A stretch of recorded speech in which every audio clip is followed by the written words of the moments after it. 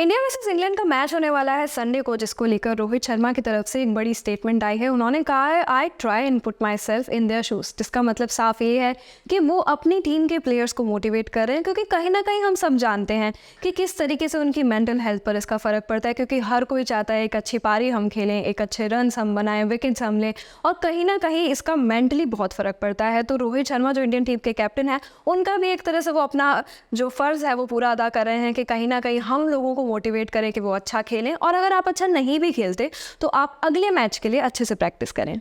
बिल्कुल, जिस तरीके से आपने सब कुछ बता दिया है कि रोहित शर्मा ने क्या कहा है, और ये उनकी बात का असर देखने को मिला था ऑस्ट्रेलिया के खिलाफ, जहां पर 3 विकेट हमारे जल्दी जल्दी गिर गए थे। फिर विराट कोहली और केएल राहुल की एक साझेदारी ने टीम इंडिया को जिता दिया था। तो मुझे लग रहा है कि रोहित शर्मा काफ़ी ज़्यादा मोटिवेट कर चुके हैं मैन इन ब्लू को। बात अगर रोहित शर्मा की कर ही रहे हैं तो मैं आपको बताती हूँ कि उनका एक पुराना रिकॉर्ड जो है वो टूटने वाला है और एक नया रिकॉर्ड बनने वाला है। बात अगर पुराने रिकॉर्ड की करें तो उनका पुराना रिकॉर्ड है शिखर धवन के साथ, जो कि है 5193 रन्स की partnership in 117 innings at an average of 45.15। तो कपिल, हमें बताइए कि ये रिकॉर्ड कैसे टूटने वाला है और किसके साथ ये नया रिकॉर्ड बनने वाला है। बिल्कुल, रोहित शर्मा की अगर बात करी जाए तो देखिए विराट कोहली के साथ ये रिकॉर्ड बनने वाला है। और अभी तक अगर पार्टनरशिप की बात करी जाए तो 90 इनिंग्स के अंदर 5183 रन ये दोनों मिलकर बना चुके हैं एट द एवरेज ऑफ 60.97। तो मुझे लग रहा है कि 10 रन बनाने के साथ ही ये रिकॉर्ड टूट जाएगा। और बहुत सारे रिकॉर्ड उर्विका मैं पहले भी कह चुका हूं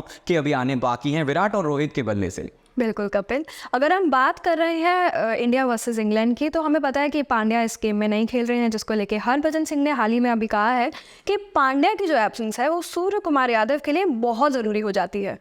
बिल्कुल, सूर्य कुमार यादव की बात इसलिए लगातार ना सिर्फ हरभजन सिंह कर रहे हैं बल्कि कई क्रिकेटर कर रहे हैं, क्योंकि अगर लोअर डाउन द ऑर्डर की बात करी जाए वो काफ़ी जगह पर बल्लेबाजी कर सकते हैं। और अगर वो 30-40 बॉल खेल जाते हैं तो ग्लेन मैक्सवेल की तरह या फिर किसी और स्टार ऑलराउंडर की तरह, खुद हार्दिक की तरह ही वो 50-60 रन बनाते हैं, तो फिर टीम इंडिया ऐसा स्कोर बना देंगी जहाँ से दूसरी टीम बहुत ज़्यादा प्रेशर में आ जाएगी, या फिर चेस करने की भी बात हो तब भी ऐसा नजर आएगा। तो मुझे लग रहा है कि हरभजन सिंह जो है अपने एक्सपीरियंस को देखते हुए ये सारी बातें कह रहे हैं।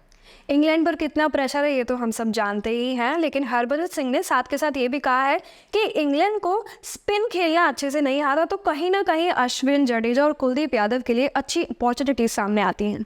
बिल्कुल, अगर श्रीलंका की बात करी जाए, अफगानिस्तान की बात करी जाए, कुछ ऐसी कंट्रीज हैं, एशियन कंट्रीज हैं जिनके पास स्पिन स्पिनर जो है वो नजर आते हैं। तो मुझे ऐसा लग रहा है कि हरभजन सिंह जो कह रहे हैं, बल्कि ऐसा कई फैंस का भी मानना है और हमारा भी मानना है, तो हो सकता है कि 3 स्पिनर खेलते हुए नजर आए। और कल की रिपोर्ट में हमने बताया था कि आर अश्विन को लेकर अब ये लगभग कंफर्म हो चुका है कि वो टीम इंडिया में खेलने जा रहे हैं। नज़र अगर हम डालें पॉइंट्स टेबल पर, तो नंबर 1 पर चल रही है team India 5 matches 5 wins. Number 2 पर है South Africa with 5 matches 4 wins. Number 3 पर है न्यूजीलैंड 5 मैचेस 4 विंस। नंबर 4 पर है Australia 5 matches 3 wins. And number 5 पर है श्रीलंका विद 5 मैचेस 2 विंस। बिल्कुल, इसके बाद नंबर आता है पाकिस्तान का। धीरे धीरे जो है वो पॉइंट्स रैली में नीचे खिसकती हुई नजर आ रही है, 6वें नंबर पर पहुंच चुकी है, जीत सिर्फ 2 ही हासिल हुई है।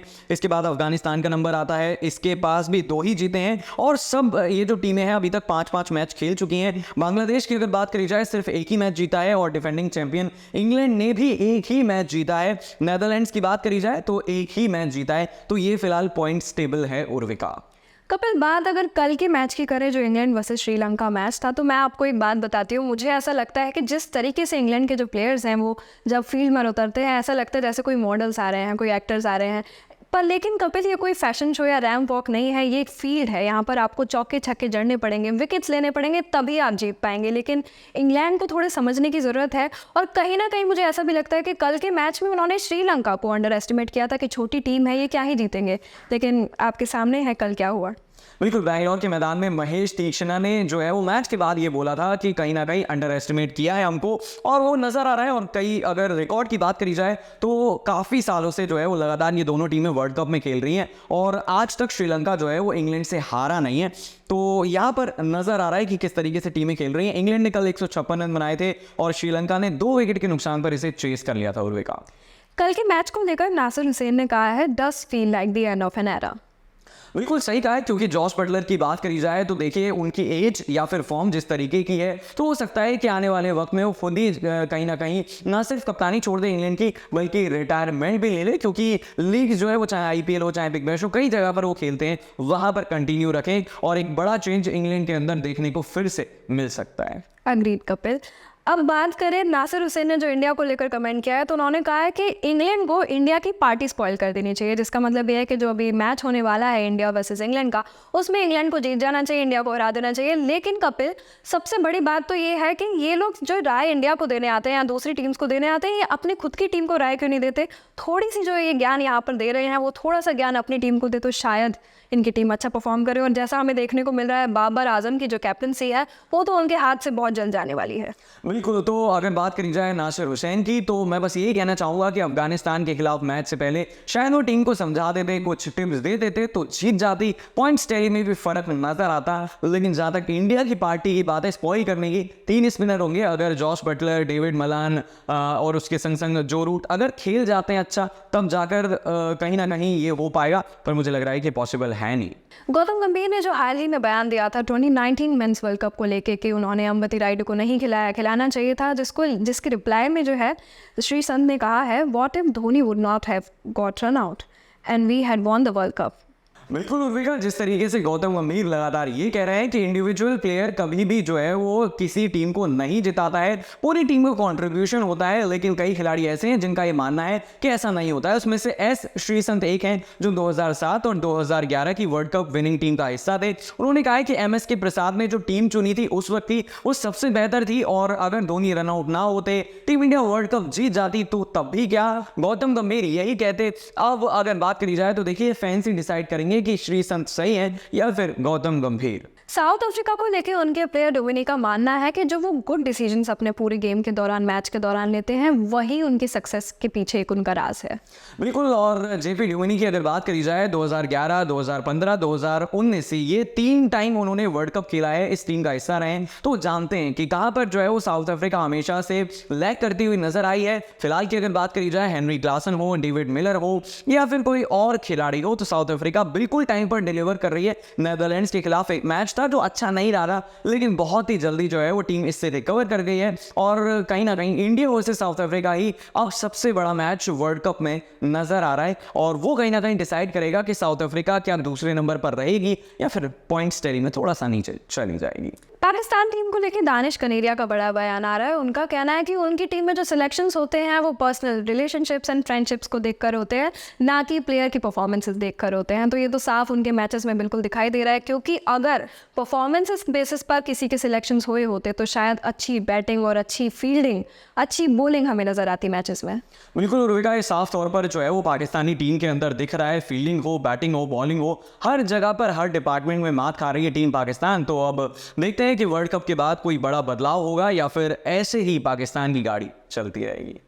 हाल ही में जो दिल्ली में मैच हुआ था ऑस्ट्रेलिया का, जिसको लेकर ग्लैन मैक्सवेल ने कहा कि मुझे वो लाइट शोज जो कुछ भी हुआ था वो मुझे पसंद नहीं आया, मेरे सर में दर्द हो गया, तो उस पर ही डेविड वार्नर ने कमेंट किया है कि लव द लाइट शो।